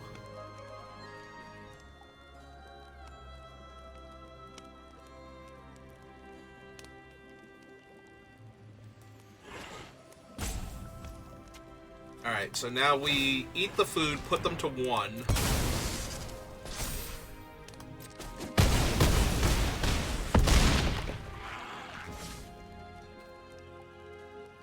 Pass the turn. Sacrifice this at end of turn unless they make me do something to the cooped up creature.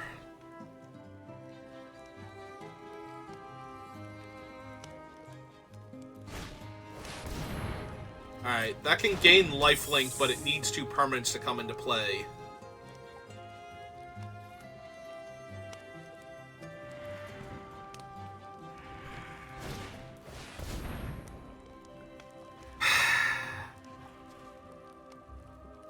A number of enchanted creatures you control. Alright, so unfortunately that does stop me from winning. For right now. Just gain my life then.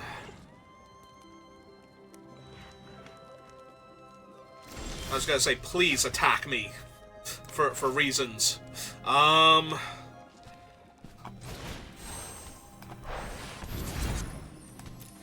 Let's bargain that away.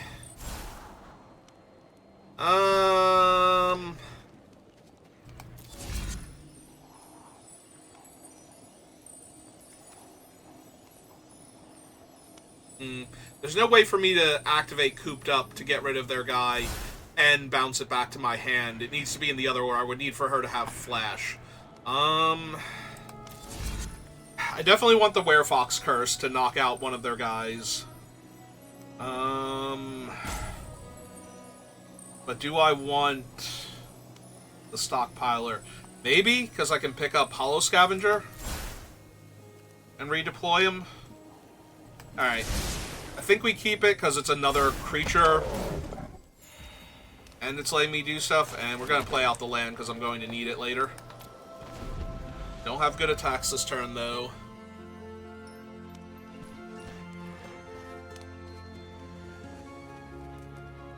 Even if they kill the 6/6 here, I can still fight the flyer and get that off the table. Yep, they're going to save their big guy. Oh, that sucks. Yeah, unfortunately I did not really have a turn there where I could knock him out, so...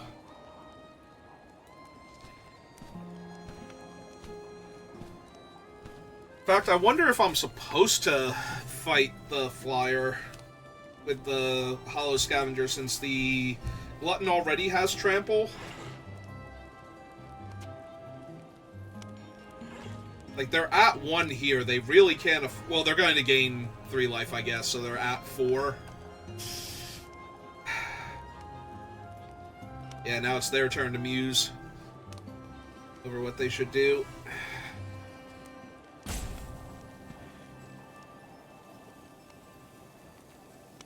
Yeah, they're going to get to redeploy their 4/4 and get to attack me for 3 lifelink in the air. So I'm back up to 4. If I attack with the Glutton without punching out the 5/5 first. But if I punch out the 5/5, then the Glutton attacking doesn't do great anyway. It's still just trade. Well, hang on. Can they have... we'll have to see what their life total is at and do some math, but I'm pretty sure they'll just be able to block with one of their other creatures safely. So this might be the Scavenger punches out. If the Scavenger punches out, then I don't have a good bounce target anymore. Like, I would have to consider bouncing the Hamlet Glutton. Alright, they've chose top and bottom, and I don't blame them for spending a lot of time thinking about this, because they are very close to dead here. Let's see, if the Glutton... if I punch out... okay, what if I punch out, oh no, I can't punch out her. That wouldn't really work. They're at 4.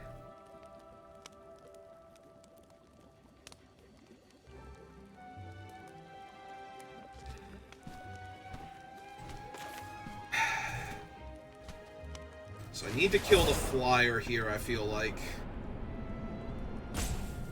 before they can gain any more life.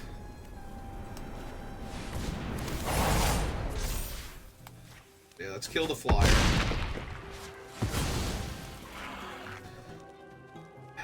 But yeah, they could just block with the 5/5 here and they wouldn't die. So we passed the turn. They left 1 card on top, whereas I left 2 cards on top. So...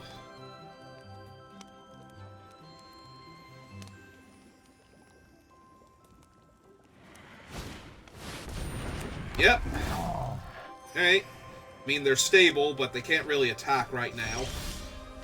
So... wait. And 1, 2... yep, okay. So we play her out. Bounce him. Take action. I do not care for either of those on this board state. Send him on his adventure, get the food token, cast him, pass the turn back.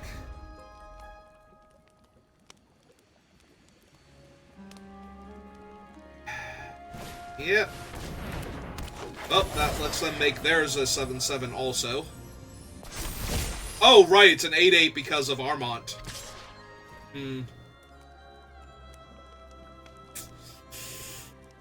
That's unfortunate.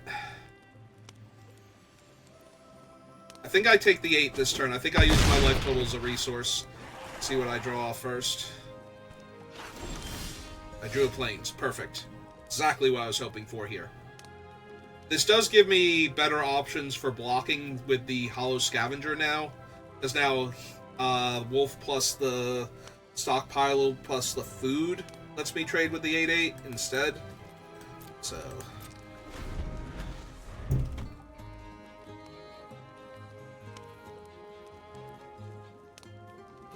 but yeah, I forgot the bonus from Armont was going to make it an 8/8. Until they had done it.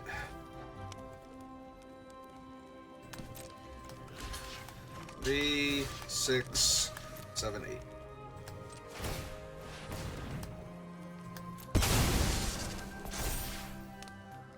They have a trick. Nope, okay. That kills their strongest creature. That's kind of bad.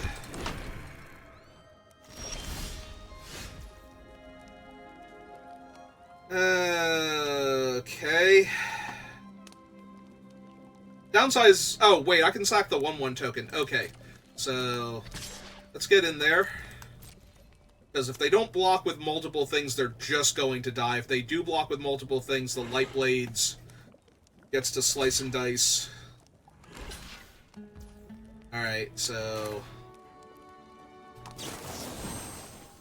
yeah, I think we bargain. I think we kill... that one. Well, we kill that one, because we're going to kill the other one. Do I only want to deal them 2 and have a 1/1 blocker? I don't think so. I think we keep my guy huge.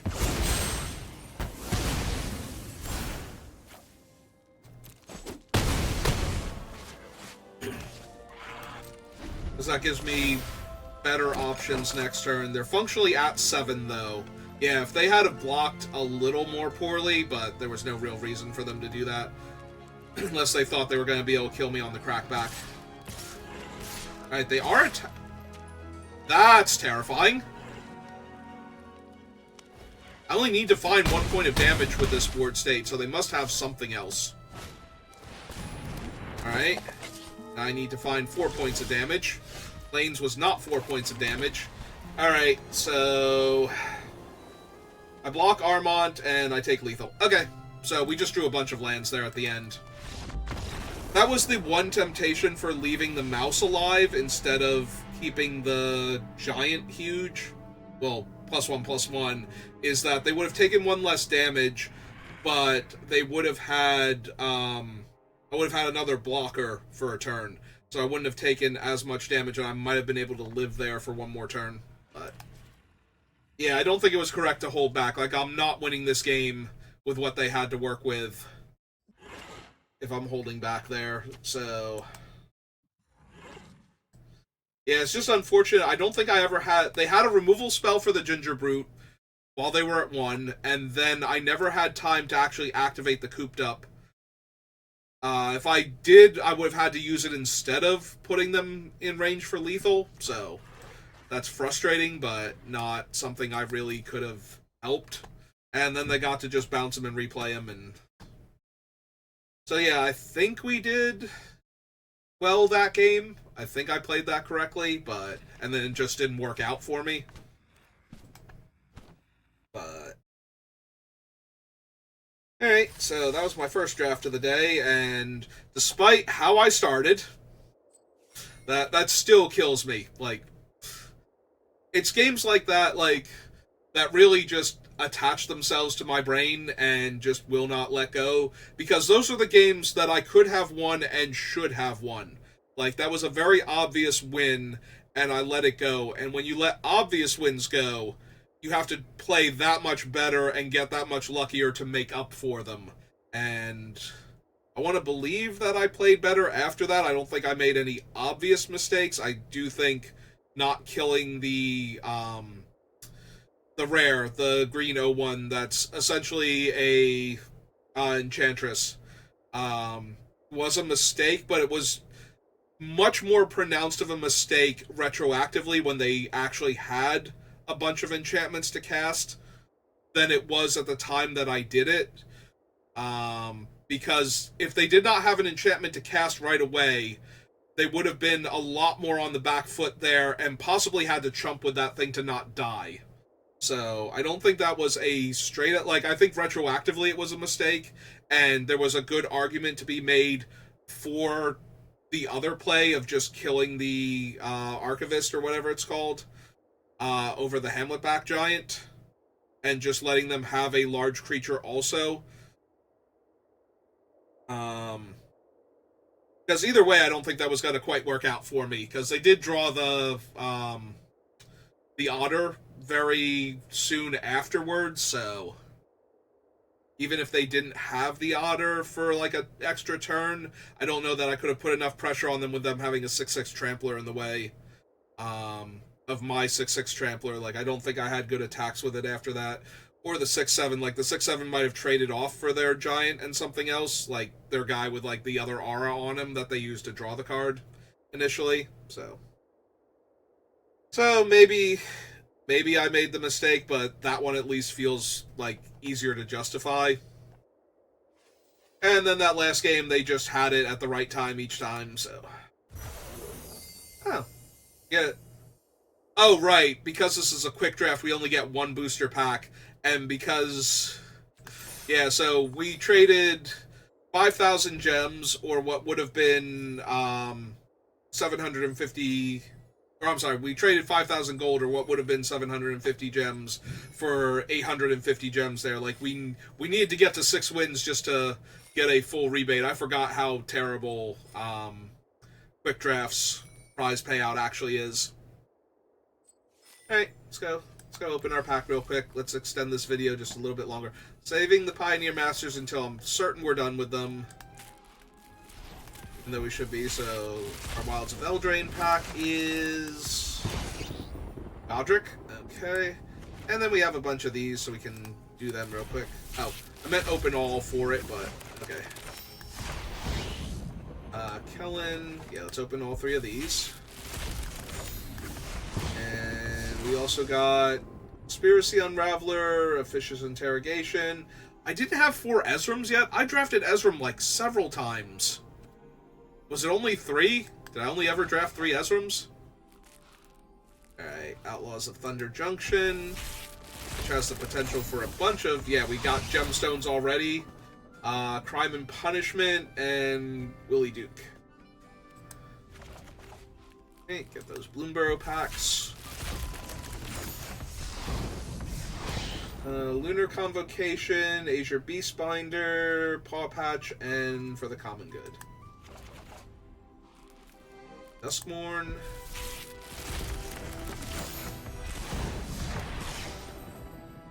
Split Up, Silent Hall Creeper, Entity Tracker.